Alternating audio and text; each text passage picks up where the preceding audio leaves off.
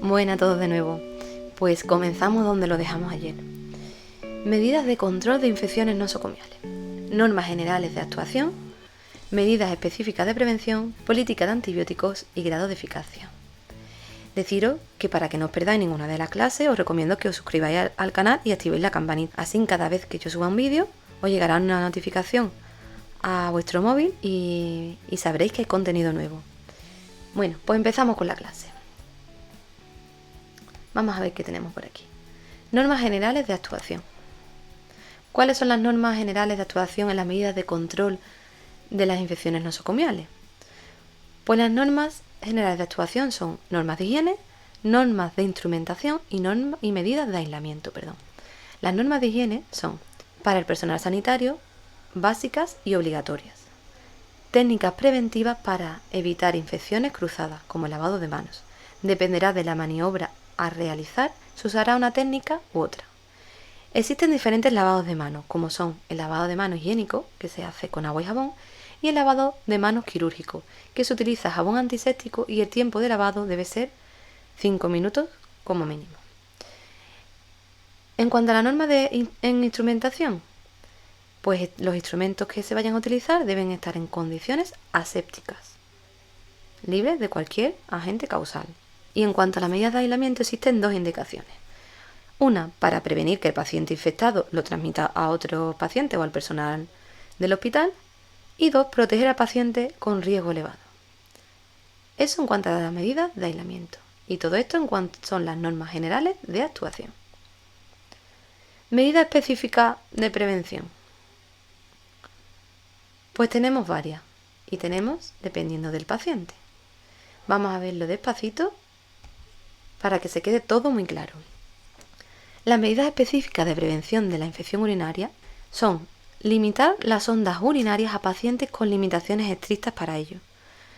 Vamos a intentar no tener sondas urinarias en cualquier tipo de paciente, solamente en lo que no nos quede más remedio. Y no se pondrán este tipo de sondaje por comodidad del personal. Y nunca se tendrán en el paciente más tiempo del necesario. Solamente aplicará esta técnica al personal entrenado que sepa la técnica de asepsia, de inserción y de mantenimiento.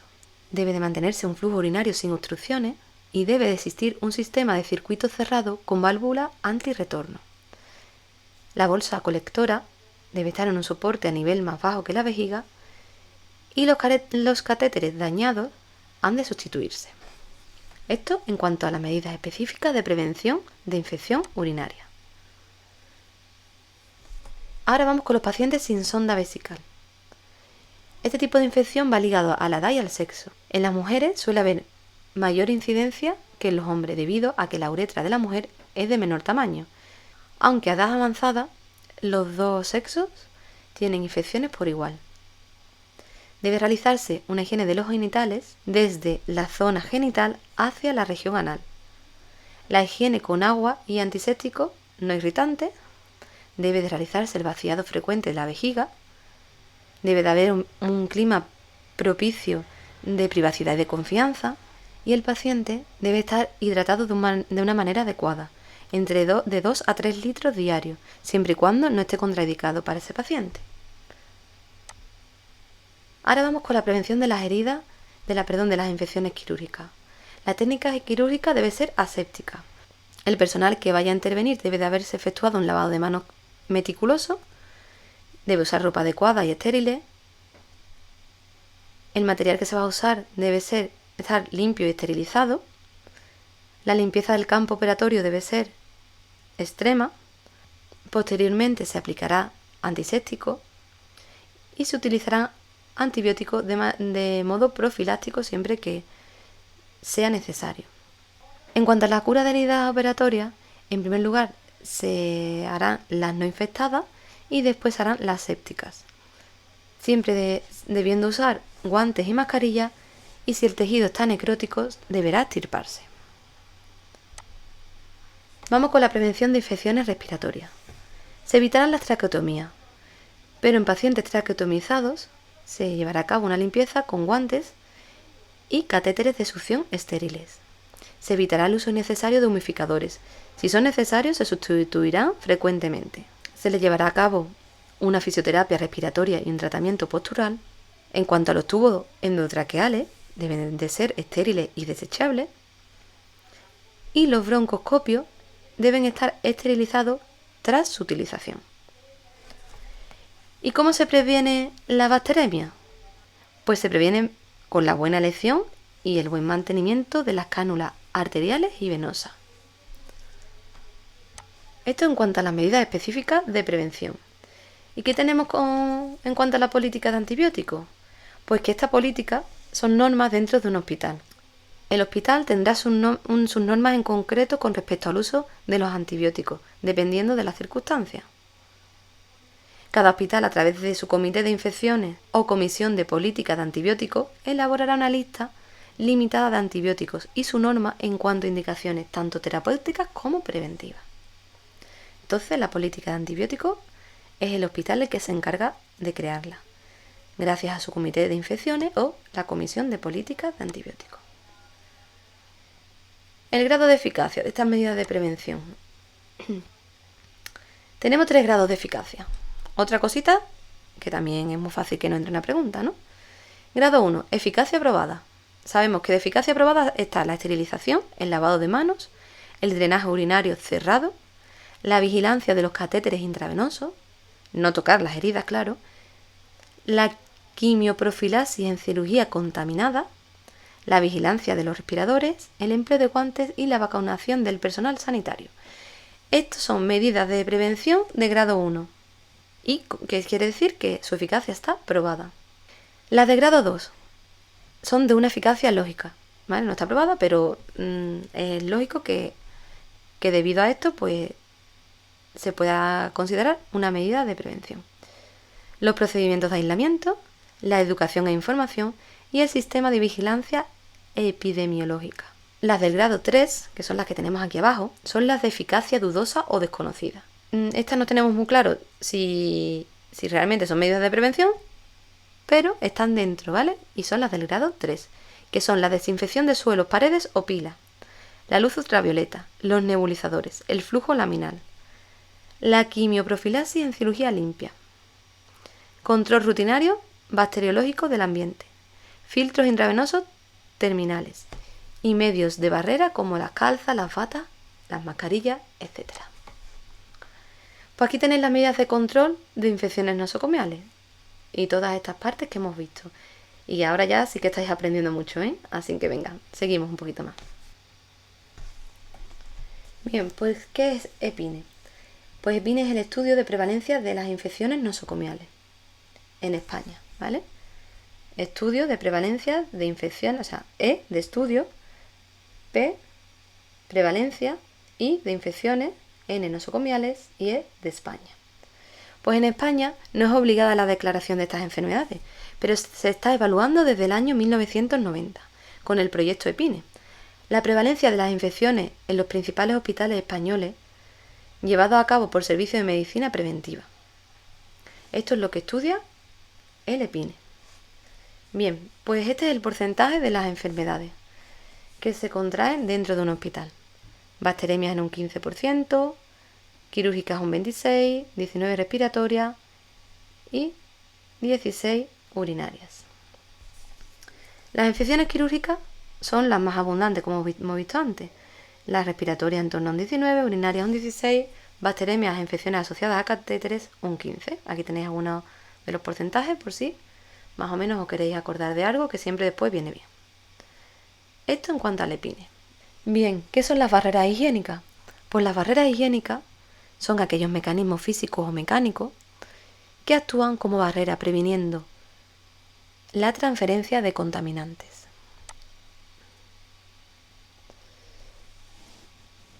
Aquí tenemos el orden de colocación de las prendas, de protección, claro. Primero el lavado de manos, después nos colocaremos las calzas, gorro, mascarilla, gafas, batas y guantes. En la cajita de descripción del vídeo os voy a dejar el enlace a este vídeo por si queréis verlo para ver cómo se hace el correcto uso de colocación y de retirada de un EPI.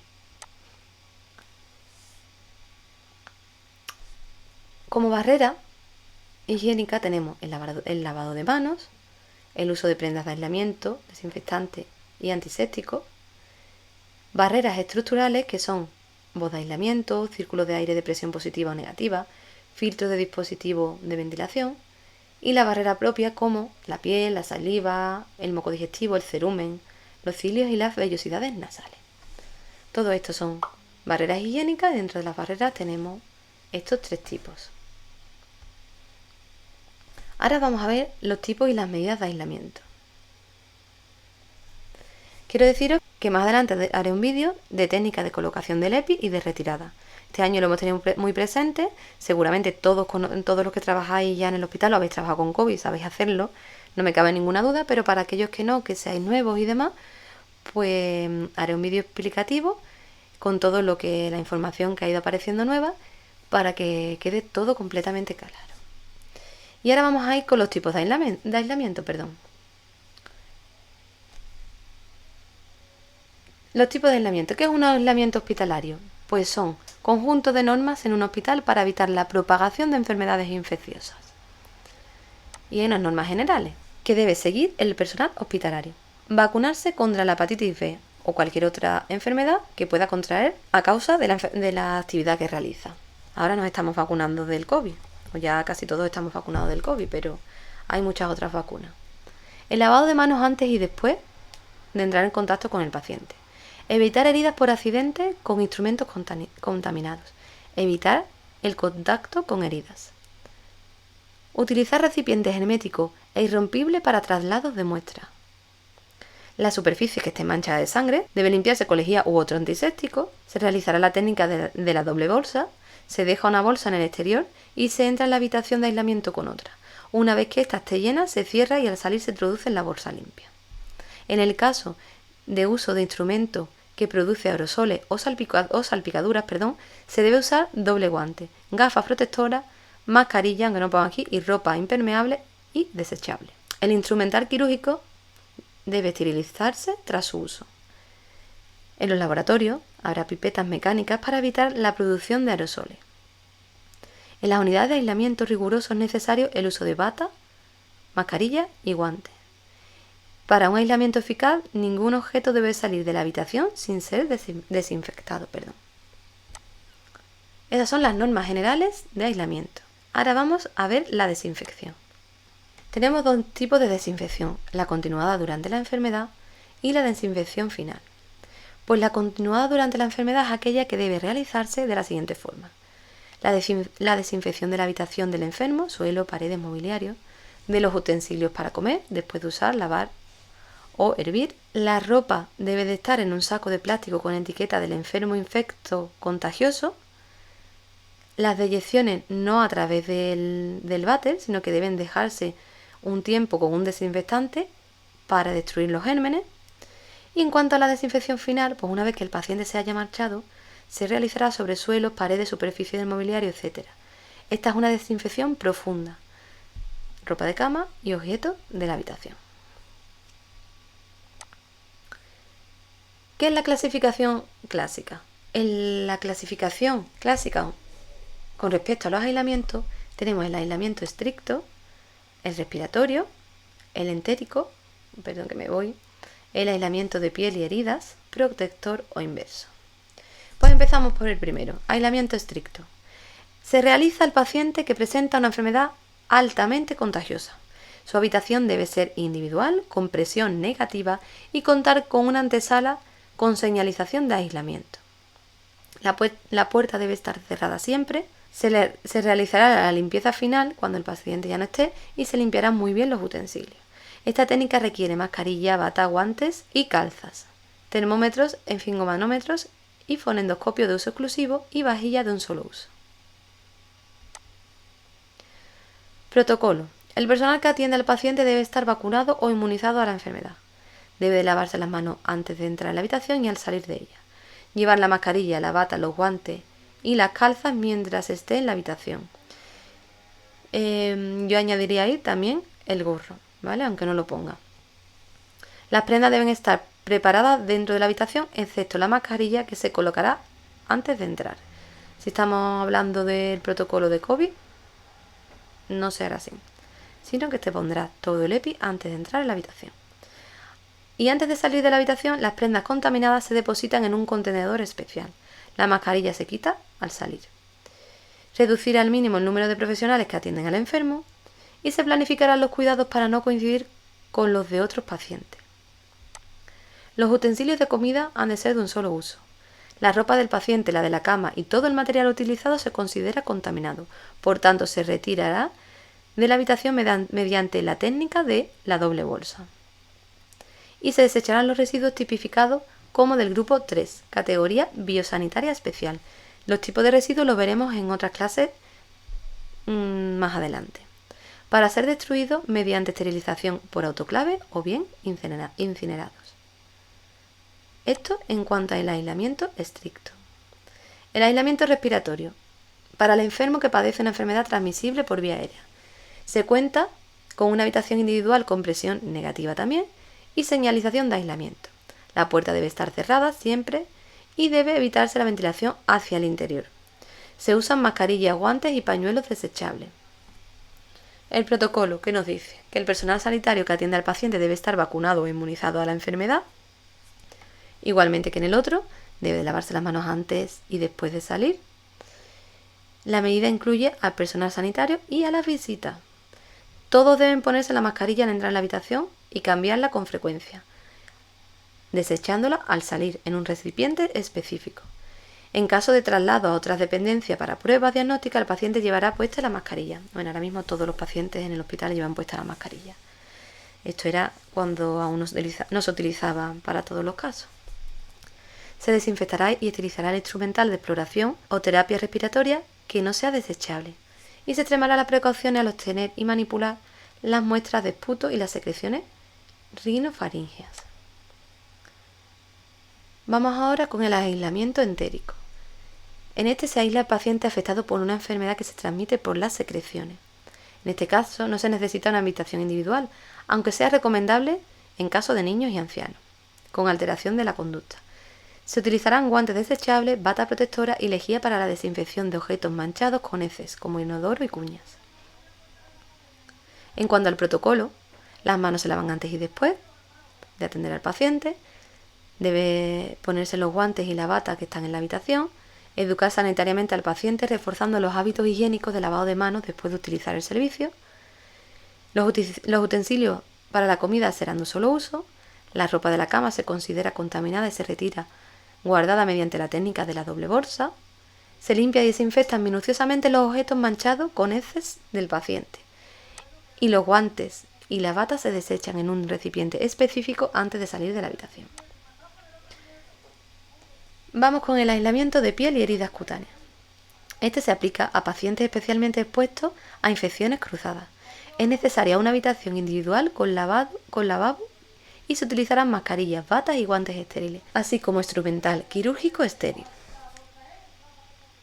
El protocolo a seguir es el siguiente. Se aconseja usar una habitación individual señalizada de aislamiento. Se realizarán las curas de estos pacientes en último lugar. Hay que lavarse las manos antes y después de atender al paciente. No tocaremos nunca con las manos las heridas o lesiones. Todo el personal debe ponerse mascarilla, bata y guantes. Y se preparará todo el material de aislamiento dentro de la habitación. Antes de salir se depositará en un contenedor específico para ello. Se desecharán los drenajes y el material contaminado como residuos del grupo 3, según el protocolo del hospital, y se recogerá la ropa de cama y se tratará como contaminada, retirándola con la técnica, ¿cuál? Sí, de la doble bolsa. El instrumental quirúrgico se procesa también como contaminado. Y por último, el aislamiento protector o inverso. Se aplica a pacientes inmunocomprometidos o susceptibles de enfermar y se lleva a cabo en una habitación individual con presión positiva en este caso. Este caso es presión positiva porque es para pacientes inmunocomprometidos y estamos protegiendo al paciente. En el otro caso estábamos protegiendo al resto del hospital de que la enfermedad de ese paciente pudiera salir. En este caso estamos protegiendo al paciente. La puerta debe estar siempre cerrada y se debe utilizar material e instrumental estériles, jabón aséptico, calzas, gorro, mascarillas, bata y guantes estériles. el esfingomanómetro, fonendoscopio y termómetro de uso exclusivo y el material de limpieza exclusivo para esta habitación. El protocolo que hay que llevar a cabo en el aislamiento protector o inverso. Pues el personal sanitario no puede estar pasando ningún proceso infeccioso que se lo podría contagiar al paciente. Debe de lavarse las manos antes de ponerse los guantes y después de quitarse los guantes. Antes de entrar en la habitación debe de ponerse las prendas siguiendo este orden: calzas, gorro, mascarilla, bata y guantes estériles. Se debe extremar las medidas de asepsia y antisepsia en los cuidados de enfermería. Los utensilios de comida tienen que ser de un solo uso y se restringirá el número de profesionales que atiendan al paciente y también el número de visitantes. Bueno, esto es bastante espeso, así que por favor ahora vais a hacer una paradita, vais a beber un poco de agua, vamos a despejar la mente un poco y vamos a volver con más fuerza. ¿Ya lo has hecho? Pues vamos con la clasificación actual. Con el fin de no discriminar a los pacientes en la clasificación actual, se divide en dos categorías: las precauciones estándar universales y las precauciones según el mecanismo de transmisión. Estas son las dos clasificaciones que existen actualmente. ¿Y cuáles son las precauciones que hay que tomar?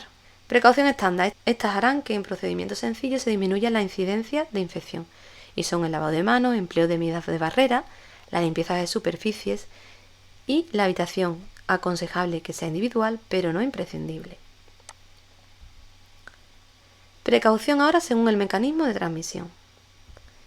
Tenemos el mecanismo de transmisión de forma aérea, por gotas o por contacto. Pues cuando vemos el mecanismo de transmisión de forma aérea, siempre la puerta cerrada, mascarillas antes de entrar a la habitación, para tuberculosis pulmonar, laringe, meningitis, etcétera, etcétera, etcétera. Enfermedades que se transmitan por gotas. No es necesaria la ventilación, pero la puerta puede estar abierta. La mascarilla para aproximarnos a menos de 1 metro del paciente. Y por contacto, muy importante no tocar al paciente. Y este no necesita una habitación individual, normalmente no la necesita. El medio de barrera será el lavado de manos antes de entrar y al salir de la habitación, y el uso de guantes y batas. Y las visitas se realizarán con restricciones. Pues ya hemos visto los tipos de aislamiento. Y ahora vamos allá con la importancia del lavado de manos. Durante toda la pandemia hemos visto lo importante del lavado de manos para no transmitir la enfermedad. Pues bien, esto es una práctica higiénica muy importante y obligada. Las manos es el principal vehículo de transmisión. Tenemos el lavado de manos rutinario, que es una medida de higiene personal. Tenemos el lavado de manos especial o aséptico, que se realiza durante 1 minuto y con jabón antiséptico. Y el lavado de manos quirúrgico, que es el que necesita una asepsia extrema, teniendo que enjabonar manos y antebrazos con jabón antiséptico. Si tuvierais acceso al campo, pues tendríais del tirón acceso a los enlaces con estos vídeos que he encontrado en YouTube. Pero como no es así, pues yo os voy a dejar los enlaces de cada uno de los tipos de lavados de manos para que lo veáis tranquilamente. Tenéis los 3 tipos de lavados de manos. Así que os dejo los 4 vídeos para que lo veáis. Y sí, ya hemos terminado con este tema. Veros los vídeos de los lavados de manos, ¿vale? Que incluyen tiempos y la forma de hacerlo, por si algún día necesitáis hacerlo y para que también os sirva de ayuda para vuestro temario. Muchas gracias por llegar hasta aquí y espero que os sirva de gran ayuda estas clases que estoy preparando para vuestro examen. Así que, como digo siempre, mucho ánimo. Si queréis un poquito de música relajante, podéis seguir la cuenta de Spotify de Tu Low Cost y poneros musiquita mientras estáis estudiando, que siempre ayuda muchísimo. Bueno, un saludo y hasta la próxima clase.